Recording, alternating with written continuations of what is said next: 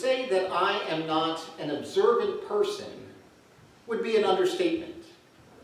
Perhaps even a huge understatement. What is obvious to many, I completely miss. What is as plain as the nose on one's face to others, I somehow don't see. Out of fairness, this is something that I have struggled with for a long time. I remember once during my senior year in college, I was walking through our school's cafeteria. A cafeteria that I had walked through 3 times a day for nearly 7 semesters. I noticed that there was a pretty tile pattern on the ceiling.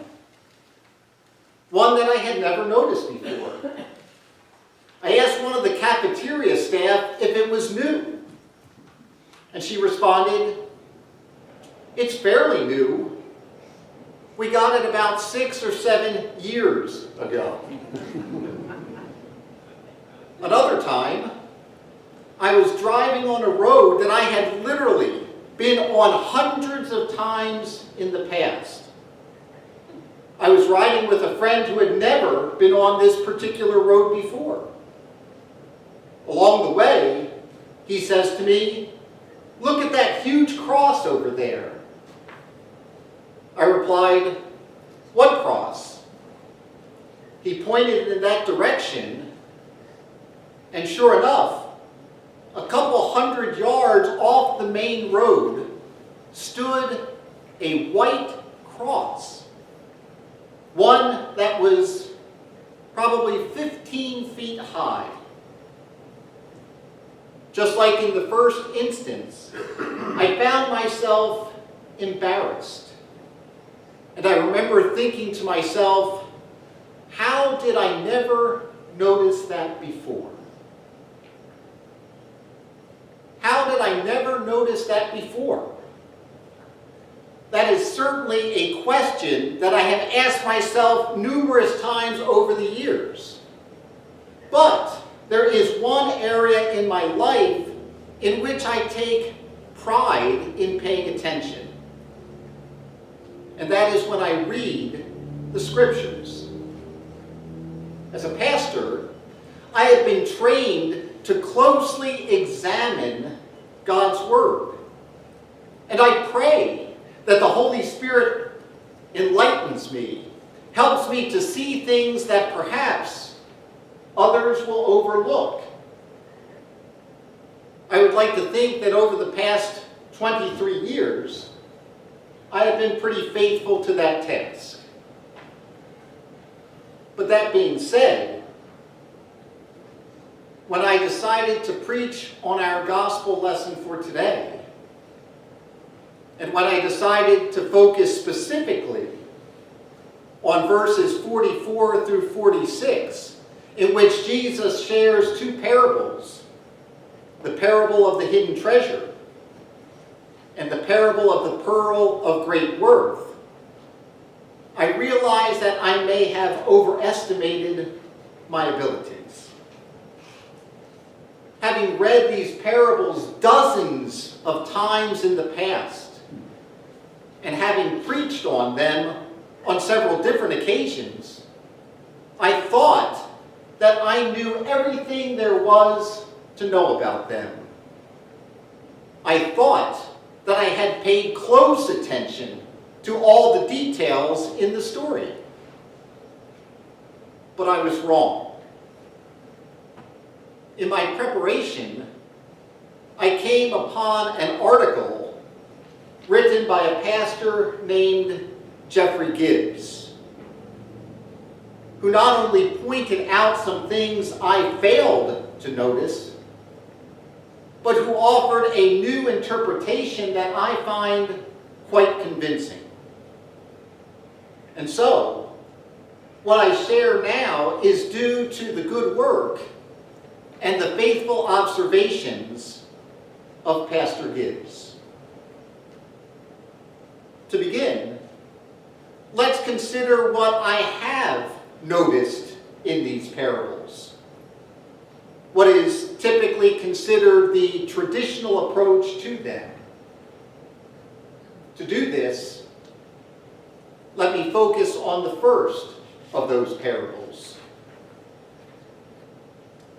The kingdom of heaven, Jesus says, is like treasure hidden in a field, which someone found and hid. Then in his joy, he goes and sells all that he has and buys that field. Following the lead of so many others throughout the centuries, the interpretation goes something like this. The treasure is Jesus, or the kingdom that he offers. And when we happen upon this treasure and discover its surpassing worth, we are so filled with joy that we relinquish everything in order to acquire it. In this case, the focus is essentially on us.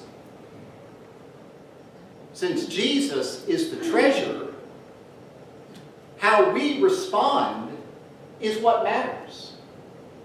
Are we willing to sacrifice everything for the sake of acquiring this treasure? No doubt, that truly is a valid question. We do need to count the cost of our discipleship to see if we are willing to make sacrifices for the sake of God's kingdom, just as Jesus talks about in a variety of places throughout the Gospels. But, thanks to Pastor Gibbs' observations, I no longer believe that this parable is about us or about our response. Rather, I believe that it is about God's actions on our behalf. As Pastor Gibbs rightly points out, these two parables are to be taken as a pair.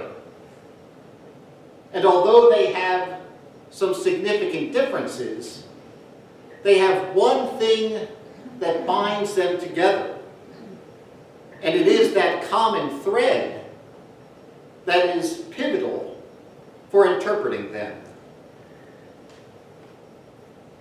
The thing that ties them together is the response they make after making the find. In the parable of the hidden treasure, Matthew writes, he goes and sells all that he has and buys that field.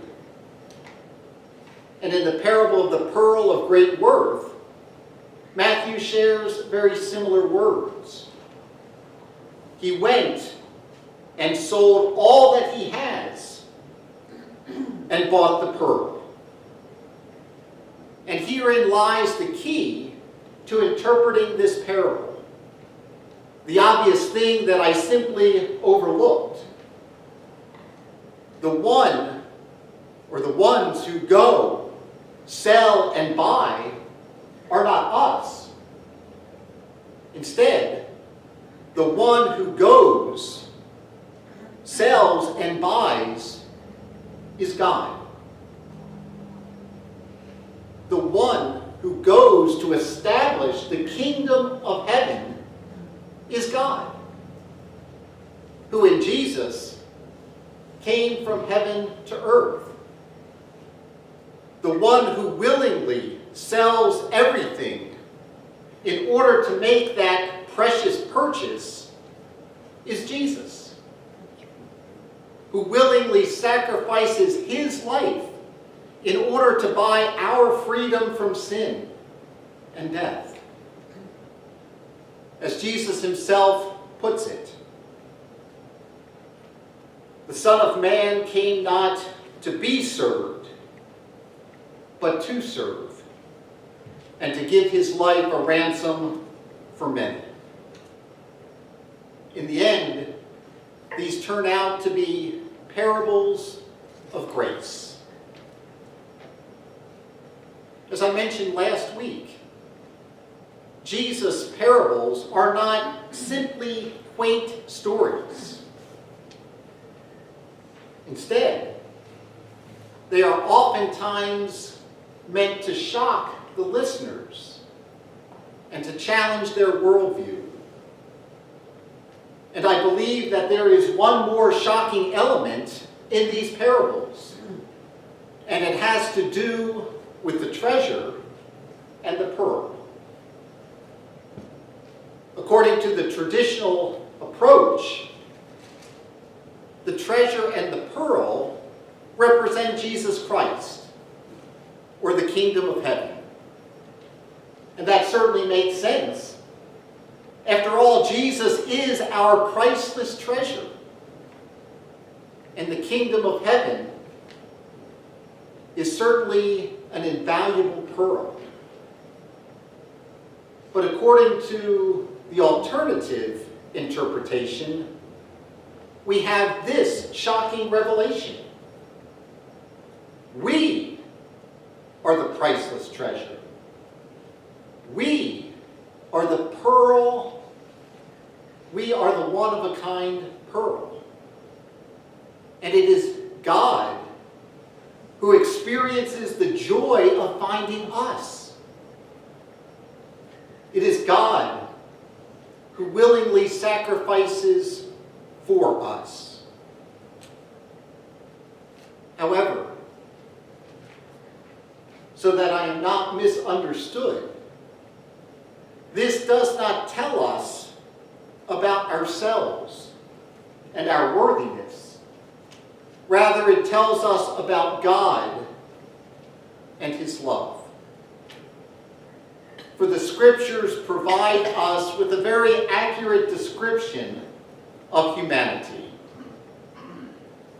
As we shared in our confession today, our iniquities have risen higher than our heads.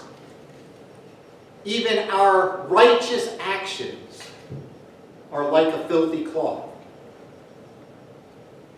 But despite the fact that we are sinners through and through, these parables remind us that ours is a God of grace, who sees us not as rebellious sinners, but instead as people of extraordinary worth, for whom He was willing to sacrifice all, even His only Son, so that He might purchase us for Himself. No doubt, I am very grateful for the insights that I found from Pastor Gibbs, who took a parable that I thought I knew so clearly and helped me to find God's grace, and in the process left me to wonder yet again, how did I never notice that before? For all of us, may we keep our eyes open as we read the Holy Scriptures and as we go about living our everyday lives, realizing that the evidence of God's grace is truly all around us. All we need to do is notice it. Amen. Amen.